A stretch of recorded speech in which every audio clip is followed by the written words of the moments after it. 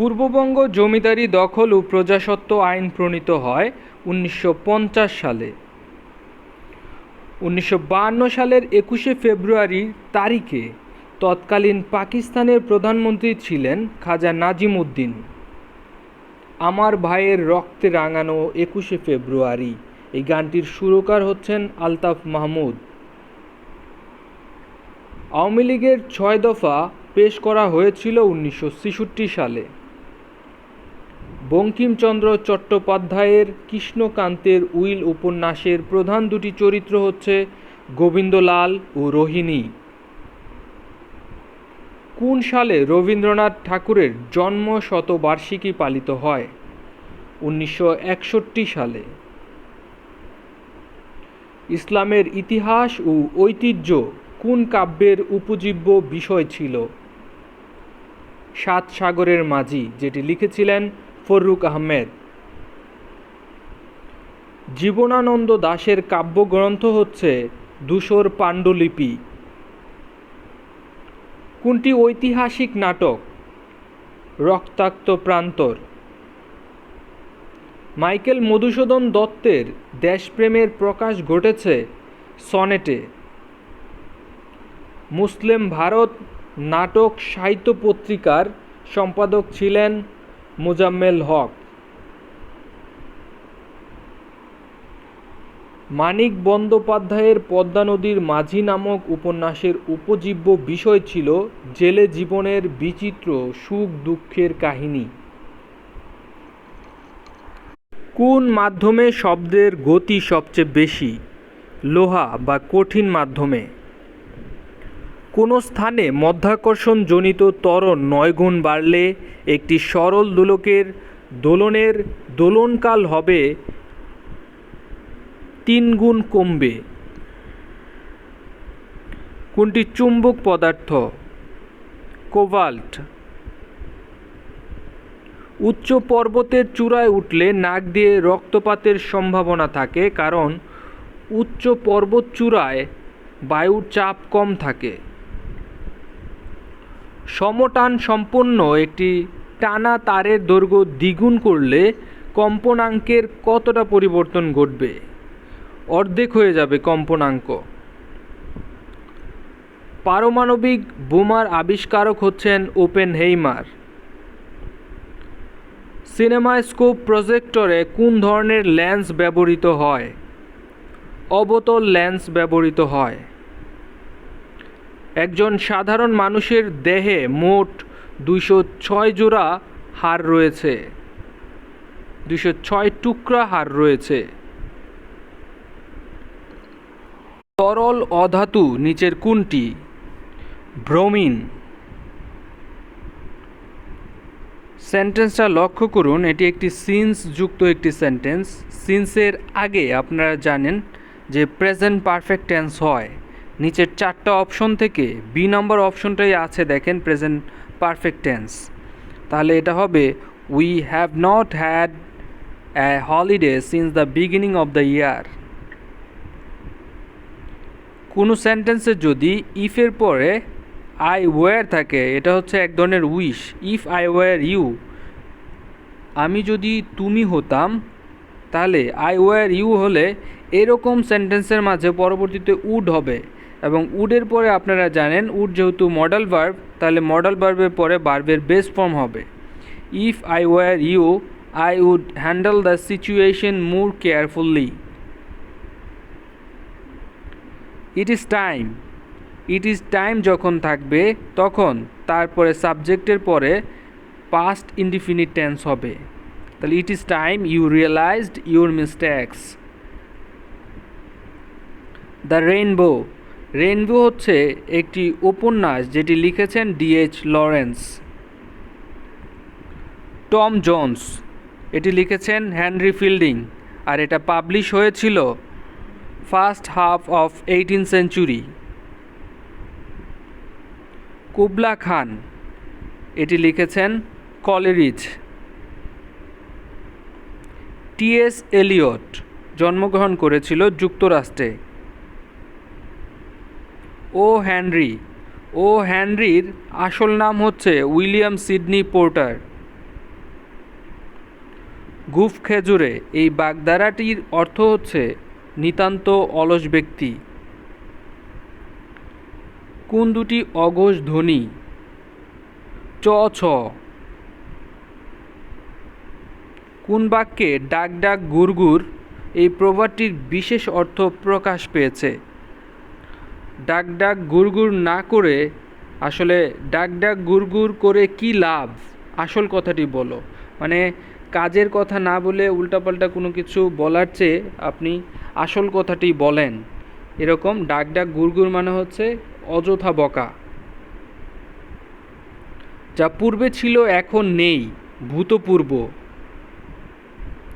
কোন বাক্যে সমুচ্চয়ী অব্যয় ব্যবহৃত হয়েছে? লেখাপড়া করো নতুবা, এখানে নতুবা শব্দটি হচ্ছে বিয়োজক অব্যয়, ঠিক আছে, সমুচ্চয়ী অব্যয়, তাহলে নতুবা ফেল করবে। কোন বাক্যে অসমাপিকা ক্রিয়া ব্যবহৃত হয়েছে? আমি দুপুরে ভাত খাই। আচ্ছা, খাওয়ার পরে যে কি হয় সেটা কিন্তু এখানে নাই, তাহলে অসমাপিকা ক্রিয়া এটা। বন্যেরা বনে সুন্দর, শিশুরা মাতৃ করে, এটার অর্থ হচ্ছে জীব মাত্রই তার স্বাভাবিক অবস্থানে সুন্দর। কোন বাক্যে নাম পুরুষের ব্যবহার করা হয়েছে? ওরা কি করে? ব্রহ্মপুত্র নদ হিমালয়ের যে শৃঙ্গ থেকে উৎপন্ন হয়েছে সেটা হচ্ছে কৈলাস শৃঙ্গ। বাংলাদেশের সবচেয়ে উঁচু পাহাড়ের চূড়ার নাম হচ্ছে গারো পাহাড়। বাকলেন বাঁধ বুড়িগঙ্গা নদীর তীরে অবস্থিত। চলনবিল পাবনা এবং নাটোর জেলায় অবস্থিত। ফারাক্কাবাদ বাংলাদেশের সীমান্ত থেকে 16.5 কিলোমিটার দূরে। আপনারা জানেন এখন ছিটমহলগুলো নেই, আর দহগ্রাম ছিটমহলটি ছিল লালমনিরহাট জেলায়। পূর্ব জার্মানি এবং পশ্চিম জার্মানি, দুই জার্মানি একত্রিত হয় 1990 সালে। মঙ্গল গ্রহে প্রেরিত নভোযানের নাম হচ্ছে ভাইকিং।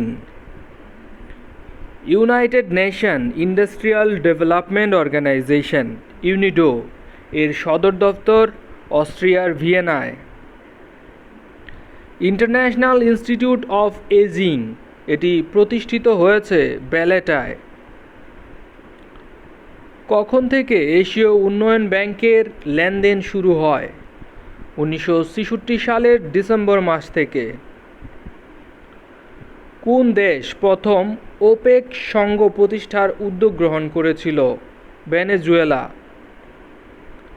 জাতিসংঘের কারিগরি সহায়তা কার্যক্রম সংশ্লিষ্ট বিভিন্ন তহবিল এবং সংস্থার মধ্যে সমন্বয়ের দায়িত্ব পালনকারী বিভাগের নাম হচ্ছে UNDP, United Nation Development Programme. ASEAN জোটভুক্ত দেশ নয়, নিচের দক্ষিণ কোরিয়া। জাতীয় স্মৃতিসৌধ এর স্থপতি মঈনুল হোসেন। বীরশ্রেষ্ঠ হামিদুর রহমানের পদবি ছিল সিপাহী। বীরশ্রেষ্ঠ পদকপ্রাপ্ত সংখ্যা 7টি। স্ট্যাগফ্লেশন, স্ট্যাগফ্লেশন মানে হচ্ছে অর্থনৈতিক মন্দা অবস্থা, ইকোনমিক স্লোডাউন। স্কাটল, স্কাটল শব্দটির অর্থ হচ্ছে কুটকুট করে কোনো কিছু কেটে ফেলা, আর এই কুটকুট শব্দ এটা গসিপিংয়ের সাথে খুব বেশি যায়, এজন্য এটার সিনোনিমটা আপনারা গসিপিং ব্যবহার করতে পারেন।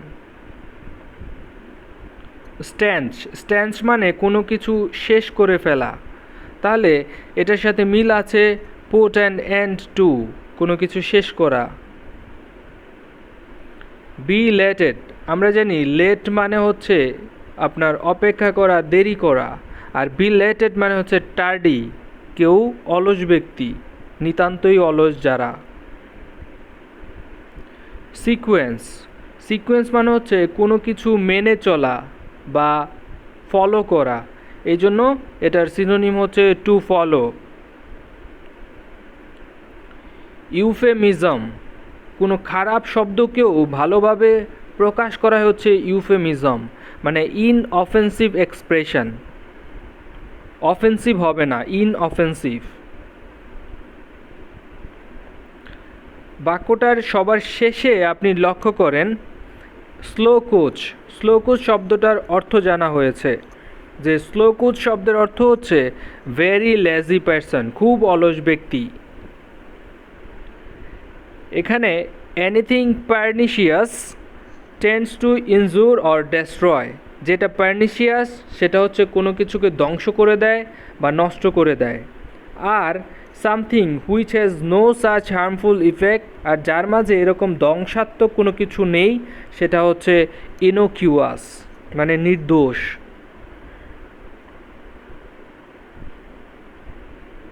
আপনারা এই অঙ্কগুলো হচ্ছে বাড়িতে করার চেষ্টা করবেন নিজের খাতায় বসে বসে, ইনশাআল্লাহ আমার মনে হয় সেটা ইফেক্টিভ হবে।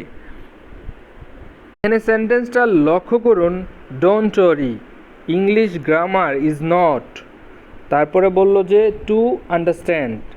দেখেন নিচে কিন্তু সি নাম্বার অপশনটার মাঝে টু আছে, তাহলে আমরা এটা টু টু টু টু যেই সেন্টেন্সের স্ট্রাকচার থাকে এটার অর্থ হয় এরকম যে এত কঠিন যে বুঝতে পারবো না, এতই লেজি যে হাঁটতে পারে না, এতই অসুস্থ যে নড়তে পারে না, এইরকম হয়।